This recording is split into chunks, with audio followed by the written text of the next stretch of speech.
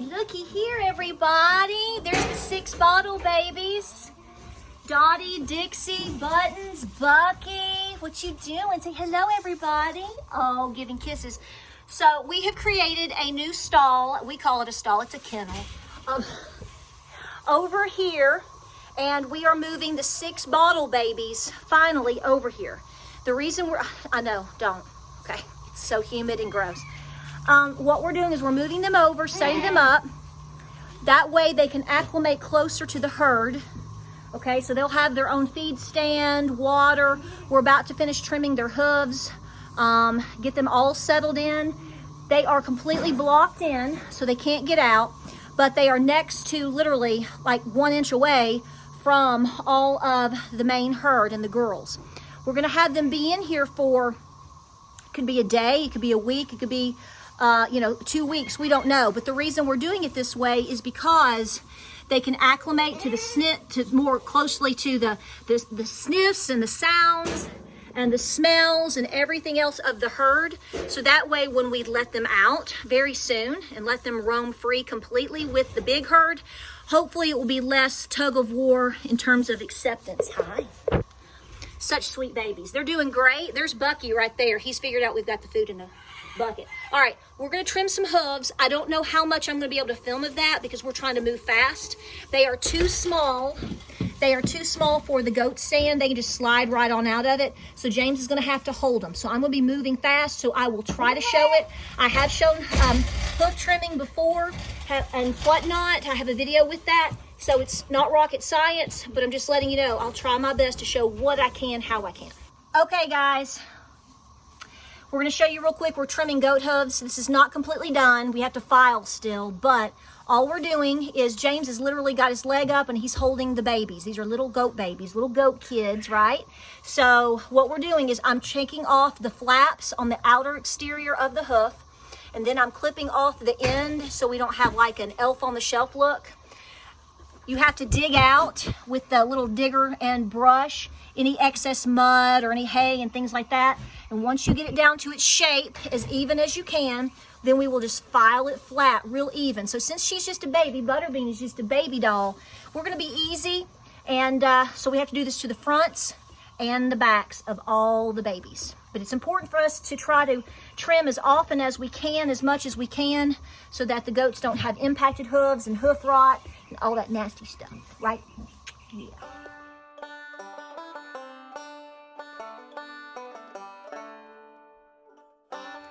So hey guys, welcome to Appalachia's Homestead. Welcome back to the channel. I hope that you are doing great on this very rainy, stormy Saturday afternoon, evening. It's evening time.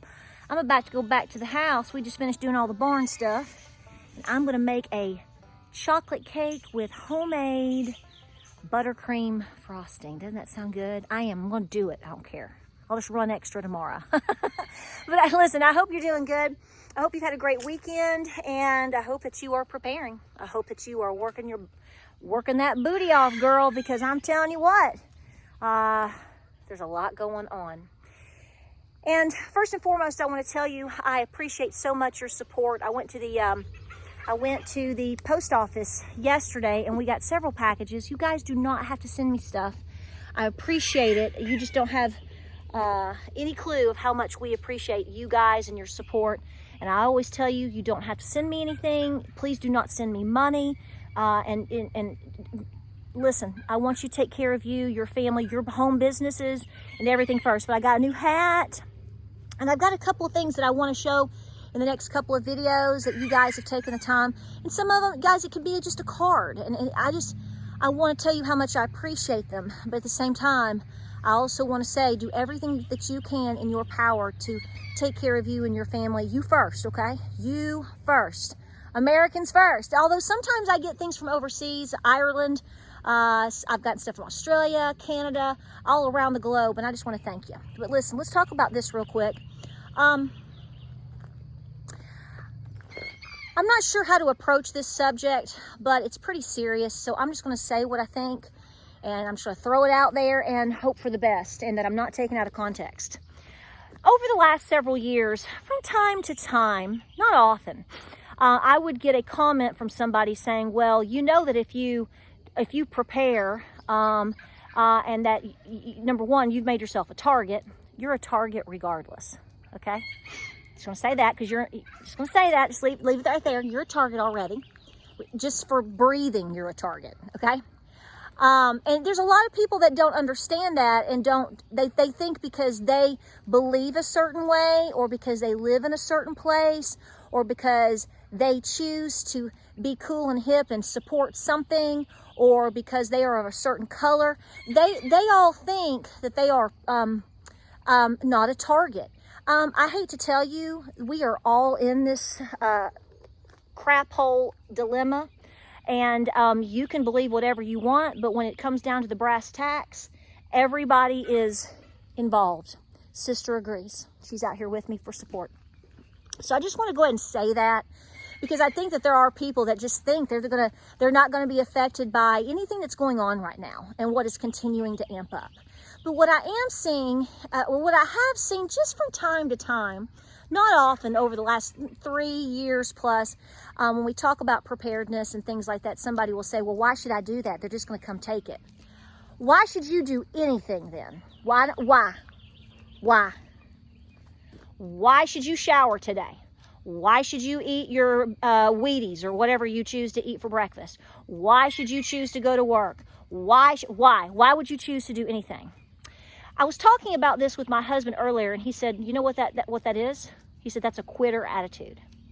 I said, well, they may not be quitters. They may just never start to begin with. He said, well, these are people that don't want to prepare because that maybe they're lazy. Maybe they just are evil and are saying these things outright in front of people to discourage you from preparing. Now, I want to say this. I realize that it's important to understand facts, and I know that it's important to understand what potentials are out there. Look at history. It's going to tell you what potential is out there, okay? Just take a look at it. That means you have to open a history book maybe and think for a little bit. But what I'm telling you is there is risk in everything that you do. If you decide to get in your car tonight, drive out and go get you a Blizzard at the Dairy Queen, you took a risk. You could have gotten in a bad car wreck, and it happens every day to people, okay? And if there are individuals or bloggers or YouTubers out there, I know of none, by the way, I know of zero, that actually sit around and say, well, you know, it's probably not a good idea for you to do these things because what if? No, they might tell you facts of potentials. Oh, we're getting a bath here. We're getting a bath. Yeah, that's what I do. Keep going. Girl, you get them feet clean, girl. She got a hot date later. Yeah, get your, she's getting a pedicure. She's getting a pedicure. I think people are wise to say, I just want to let you know this is a potential and you need to think about this or whatever. But what happens is when that's put out there, which is fine, that's your prerogative. But at the same time, what I think happens is I think people of the enemy mind like to manipulate, take things out of context, run with it, and manipulate other people. Oh, is somebody target practicing? I like that. And manipulate people's minds because they say, well, you shouldn't do these things because they're just going to come take it. So then you have people that are foolish, that don't want to prepare, might be scared to prepare, whatever. And they go, well, it's just not worth my time. Yeah, that's right. You find an excuse. This is giving people an excuse to not do the things that they need to be doing. Do you know how many people in the last, I'm going to say 6 months or less, you guys, you, not out there, you have come to my channel, and how many of you have said, Patara, I've been listening to you for just a couple of months or a year, and I started doing a lot of the things that you recommended that we do. Paying off debt, trying to work a side hustle, putting a little nest egg aside. If you can pay off your house, pay off a car, pay off a credit card, get a little bit further out of debt, if not as far out of debt as you can, buying 5 to 10 cans a week, trying to learn skills, just plugging along. And so many of you have come to me and said, I would not be where I am today with my preparations had I not done those things. But also, with that, I've also had so many of you say, I did what you said. I listened to your story. I took your advice. Talked to my wife. We started working these things out together. I talked to my husband, whatever. My kids are learning skills. And we started preparing, buying extra food, tucking things away. I've learned to can. We've got a small garden in. We put 3 months of expenses. I've got a little nest egg now. I paid off my car. Blah, blah. Patara, your followers, tell them, had I not done the things that you said, we would be in a world of hurt right now because A, I lost my job. How many people out there are losing their jobs? B, my spouse lost his job, or my wife has lost her job. Or even worse, Patara, thank God I did these things and I've been working hard for 2 years because unfortunately my husband passed away a month ago. But I'm going to be okay because I know I have extra food in the pantry. My car is paid off. I'm going to be okay. I'm hurting. I'm in mourning. But I know I'm going to be okay because I got up and did the things. Guys, we have no way of knowing what's coming our way. We can take a lot of guesses and none of them are good. You know we're in a bad spot. You know that we are in a depression. You know that we are on the brink of so many types of wars. I don't even know how to talk about it. It makes me so upset because we understand why these things are happening and none of it's to benefit you. None of it's to benefit me. So what can we take control of to help us ourselves emotionally, psychologically, even physically? And I'm pretty sure there's a couple of examples in the Bible about preparedness. I don't know. Entertain me if you know a few. Go right ahead, because I love to read them. Woo, get it, brother. Get it, bro. You hear that truck? So what I'm saying to you is, I'm going to tell you what I think. I think that if you sit around and worry about what somebody else might take from you, then you're not doing enough to protect yourself. You better be thinking about those things. And do not let that discourage you from doing the right things, which is preparing for anything's possible. Anything can happen, whether it's today, tomorrow, next week, a month, a year, 5 years from now. But I can guarantee you that if you are doing the things, you're not going to regret being prepared. And the ones that are trying to manipulate your mind, hi Ginger, manipulate your mind. Now again, there is a difference in people just saying, I just want to let you know. Well, I just want to let you know. We all know. But we're going to continue to prepare. And you should be continuing to prepare. Anybody that's not preparing right now is a wild fool. That's right. You're a fool. It is foolish. Absolutely foolish. I'll tell you that all day long because I love you. That's called tough love. That's called truth.